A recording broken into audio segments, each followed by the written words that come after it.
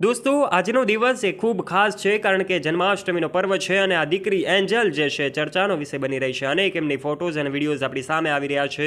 દ્વારકા સુધી, જી હા દોસ્તો, દ્વારકા સુધી પગપાળા યાત્રા કરીને એમ નહીં પરંતુ દંડવટ યાત્રા કરીને જઈ રહેલી આ દીકરી જે છે એમને યાદ કરતા અનંત અંબાણીને લોકો યાદ કરે છે. કારણ કે જામનગરથી દ્વારકા સુધીની પગપાળા યાત્રા જે છે અનંત અંબાણીએ કરી હતી, ત્યારે આ ઘટના સાથે બંને જોડવામાં આવે છે. આજે પણ અનંત અંબાણીને લોકો શુભેચ્છાઓ પાઠવે છે, તો પછી આ નાનકડી દીકરીને પણ લોકો શુભેચ્છા પાઠવતા જોવા મળી રહ્યા છે.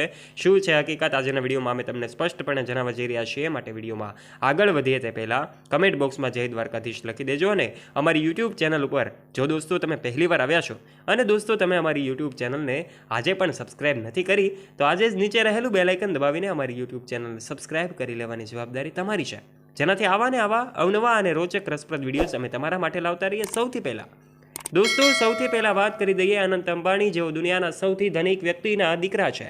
એટલે કે મુકેશ અંબાણીના દીકરા હોવાના નાતે એમણે માત્ર 3 મહિના અગાઉ જ એમણે દ્વારકા સુધી પગપાળા યાત્રા કરી હતી. અને જામનગરથી લઈને દ્વારકા સુધીની એમની યાત્રામાં અનેક લોકો એમને મળી રહ્યા હતા. અનેક લોકો એમની સાથે ફોટોગ્રાફી પણ કરી રહ્યા હતા, તો કેટલાક લોકો એમને અલગ અલગ ભેટો પણ આપી રહ્યા હતા. ત્યારે આ અનંત અંબાણીને ભેટો આપે, પરંતુ આ નાનકડી એવી 6 વર્ષની દીકરી એન્જલ જે અમદાવાદથી દ્વારકા જઈ રહી હતી અને દંડવટ યાત્રા કરીને જઈ રહી હતી, ત્યારે એમની અનેક તસવીરો વાયરલ થઈ રહી છે, અનેક વિડીયોઝ વાયરલ થઈ રહ્યા છે. આ દીકરીને લોકો ખૂબ પ્રેમ આપી રહ્યા છે. મોટા મોટા દિગ્ગજ લોકો એમને મળી રહ્યા છે. અલગ અલગ યાત્રાના જે સ્થળ છે ત્યાંથી પસાર થાય છે, ત્યાં લોકો એમની સાથે સેલ્ફી પડાવે છે, તો કેટલાક લોકો એમને ખૂબ પ્રેમ આપી રહ્યા છે, એમને ખૂબ વાયરલ કરી રહ્યા છે. એવા સમયે ધનિક વ્યક્તિ તરીકે મુકેશ અંબાણીના દીકરાને તો પ્રેમ મળે, પરંતુ આ સામાન્ય જેવી દીકરી છે, 6 વર્ષની દીકરી છે, એમને પણ લોકો આટલો પ્રેમ આપી રહ્યા છે, એ ખૂબ નવાઈની વાત લાગે. ત્યારે આ બંને ઘટનાને સાથે કમ્પેર કરવામાં આવી રહી છે. ત્યારે હાલમાં જ આ વિડીયો, આજે જન્માષ્ટમીનો દિવસ છે અને જન્માષ્ટમીના દિવસે લોકો કાળિયા ઠાકરને યાદ કરતા હોય છે. એટલે કે દ્વારકાધીશની કૃપા અને શ્રદ્ધાથી એમના મંદિરે યાત્રા કરીને જતા હોય.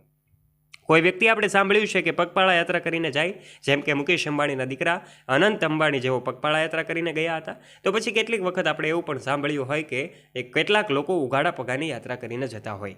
પરંતુ આ દીકરી જે છે એમણે એવી યાત્રા કરી છે, એવો સંકલ્પ કર્યો હતો કે મને કાનુડો બોલાવે છે, હું દંડવટ કરીને ત્યાં જઈશ. દંડવટની આ યાત્રા ખૂબ કઠિન હતી, કારણ કે સામાન્ય વ્યક્તિ, ખૂબ મોટો વ્યક્તિ હોય તો પણ એમને માટે આ વસ્તુ કઠિન હોય. પરંતુ આ નાનકડી એવી દીકરી કે જેમને હજુ સમજણ પણ પૂરતી ન હોય, પરંતુ તે દીકરી જ્યારે એવું કહેવામાં આવે કે આ દ્વારકા સુધીની દંડવટ યાત્રા કરીને જાય, ત્યારે સૌ લોકો નવાઈ પામી જાય. એવી જ ઘટના બની છે આ અમદાવાદથી દ્વારકા જતી દીકરી સાથે, કે જેમને લોકો ખૂબ પ્રેમ આપી રહ્યા છે. અને આ ઘટનાને અનંત અંબાણી સાથે એટલા માટે જોડવામાં આવી કારણ કે અનંત અંબાણી પણ દ્વારકાધીશના ચરણોમાં કરોડો રૂપિયાનું દાન આપે છે. દ્વારકાધીશની આસ્થા અને એમની શ્રદ્ધા પણ અતૂટ રહેલી છે. એવું માનવામાં આવે કે અનંત અંબાણી ભલે દુનિયાના સૌથી ધનિક વ્યક્તિના દીકરા હોય, પરંતુ આજે પણ એવો ભગવાનમાં ખૂબ માને છે. ખાસ કરીને દ્વારકાધીશમાં તેઓ ખૂબ આસ્થા સાથે જોડાયેલા છે. અને એટલા માટે જ એમણે દ્વારકા સુધીની પગપાળા યાત્રા કરી હતી. કારણ કે આપણે જાણીએ છીએ એમનું વજન પણ એટલું છે, અને છતાં પણ તેઓ આ યાત્રા કરી રહ્યા હોય ત્યારે એ શ્રદ્ધા કેટલી છે એ સ્પષ્ટપણે દેખાય છે. ત્યારે હાલમાં આ દીકરીના વિડીયોઝ સામે આવી રહ્યા છે. ત્યારે અમદાવાદથી દ્વારકા જતી આ 6 વર્ષની દીકરીએ 55 દિવસથી વધારે અંતર કાપી નાખ્યું છે અને હવે તેઓ દ્વારકા પણ પહોંચી ગયા હોય એવી વાતો છે. ભવ્ય સ્વાગત પણ થયું. ત્યારે આ સમગ્ર ઘટના વિશે આપ શું કહેવા માગો છો? આપના વિચારો નીચે કમેન્ટ બોક્સના માધ્યમથી આપ અવશ્ય શેર કરજો. અને જો વાલા દોસ્તો તમને અમારો આ રસપ્રદ અને રોચક વિડીયો ગમ્યો હોય તો કમેન્ટ બોક્સમાં જય દ્વારકાધીશ લખવાનું ચૂકતા નહીં. વિડીયોને એક લાઇક કરી દેજો, તમારા ફ્રેન્ડ્સ સાથે શેર કરવાનું ના ભૂલતા. તથા આવા ને આવા રસપ્રદ અને રોચક વિડીયોઝ નિહાળવા માટે આજે જ નીચે રહેલું બેલ આઇકન દબાવીને અમારી યુટ્યુબ ચેનલને અવશ્ય સબસ્ક્રાઇબ કરી લેવાની જવાબદારી તમારી છે. ધન્યવાદ.